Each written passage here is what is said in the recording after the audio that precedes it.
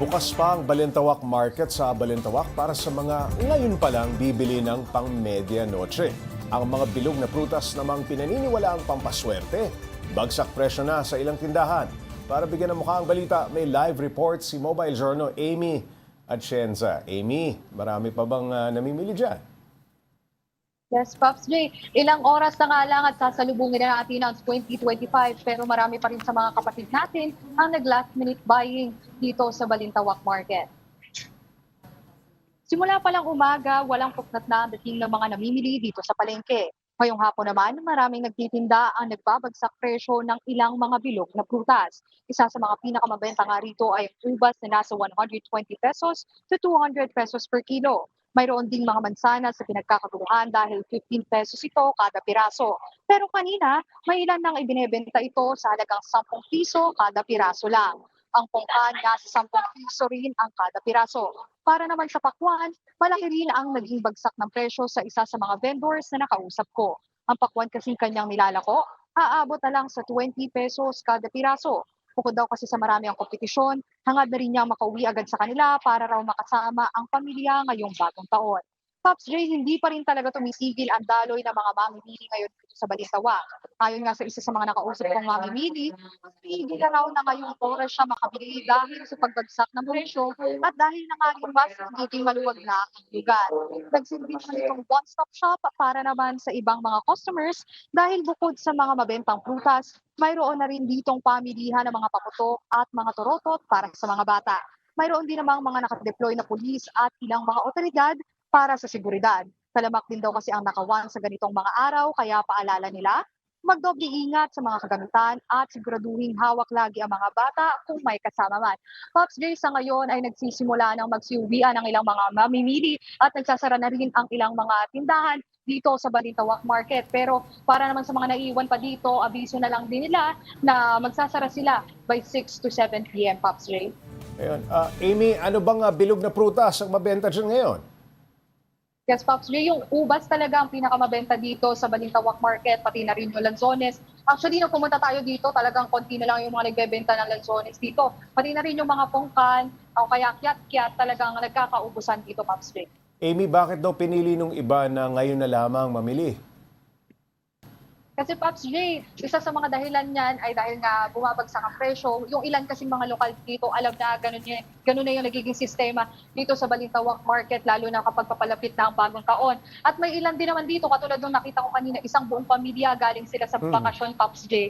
At talagang from the south ay pumunta sila dito sa Balintawak para makauwi sa Valenzuela daw. At yun nga, dumaan na sila dito sa Balintawak Market para daw makabili. Talagang galing pa sa South para dumayo dyan sa Balintawak Market. Kamusta naman yung mga nagtitinda? Happy naman ba sila sa kanilang benta? Yes, Pops J, yung ilang mga vendors nga na nakausap ko dito, masaya naman daw sila. Pero may ilan pa rin talaga dito, nagsistay pa kasi inaasahan nila na baka nga kung sakali mamayang paggabi ay may bumili pa. Pero dahil nga gusto rin nilang mag-spend ng time with their families ngayong bagong taon, in-expect na rin nila na magsasara sila by 7 p.m. ngayong bagong taon. Yung ibang tindahan, magsasara na rin mamaya-maya.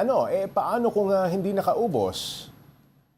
Yes, Pops, babalik naman daw yung ilang mga tindera dito sa Balintawak Market mamaya yan ng mga around 12 noon. Pero may ilan din naman na napagdesisyonan na wag na lang daw munang magbenta for January 1 at babalik naman daw sila sa madaling araw ng January 2, Pops J. Ayun. Amy, ano bang pwedeng mabili dyan panghanda mamayang gabi maliban sa prutas? Naku, napakarami, Pops J. Meron kasi ditong wet market pero kanina mga bandang alas 2, alas 3 ng hapon, nagsara na rin ang ilan. Ayan, makikita natin dyan. At meron din dito, Pops J, yung mga canned goods na, yung mga pwede natin gamitin pang fruit salad. At yun nga, gaya na nasabi ko kanina, meron na din kasing bentahan dito na mga para sa mga bata na mga paputok. Yung ultimo mga laruan, meron na rin dito, Pops J. At saka kung meron man daw hahabol na mga pangregalo sa Pasko, ay pwede din niyang mabili dito sa Balintawak Market. Amy, hindi mo nabanggit yung buko ha? Usually, maraming gumagawa ng mga buko salad. May mga nakita ka pang buko dyan o naubos na kaninang umaga? Pops Jay, may ilan pa rin naman, pero nung bumisita kasi tayo dito kaninang tanghali, medyo nauubos na at nagsasara na nga rin yung iba. At yun nga, paniguradong kaninang umaga ay talaga napakyaw na yan ang mga customers dito sa Balintawak Market, Pops Jay. Amy, maliban sa mga pagkain, meron ding kamong mga torotot. Ano? May mga paputok din ba? Yes, Pops J. At yun naman, legal naman daw at may lisensya naman daw sila para magbenta nitong mga paputok dito. At ilang stalls lang din naman talaga yung makikita natin yung nagbebenta ng mga paputok.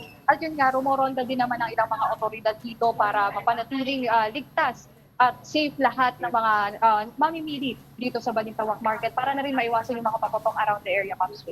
Amy, kung ikaw ang tatanungin, ano ba ang perfect na handa pang noche o medianoche para sa iyo at ng pamilya Atienza?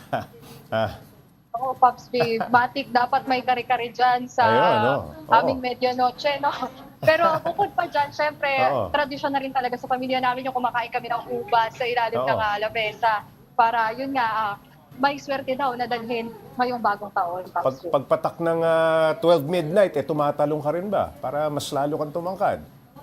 Parang hindi na naman kailangan, Pops J. Masaya na tayo sa kung anong height natin ngayon, Pops J. Pero ayun nga, marami pa rin naman sa mga kamag-anak ko ang tumatalon at naniniwala sa ganyang pamahiin ngayong bagong taon, Pops J. Wala ka bang inihahanda yung pamilya ninyo? Wala bang mga biko? Diba sinasabi nila para maging malagkit ang iyong pagsasama ngayong paparating na bagong taon, ngayong 2025? Ako, Pops J, ang isa sa mga lagi naming handa talaga ay yung ube. Halaya na Ube, ginagawa oo. din naman ng Oo. mga kamag-anak ko, ng mga tita ko, para mas matamis naman daw ang pagsasama namin ngayong bagong taon, Pops J. Ayun, walang kasing tamis na pagsasama.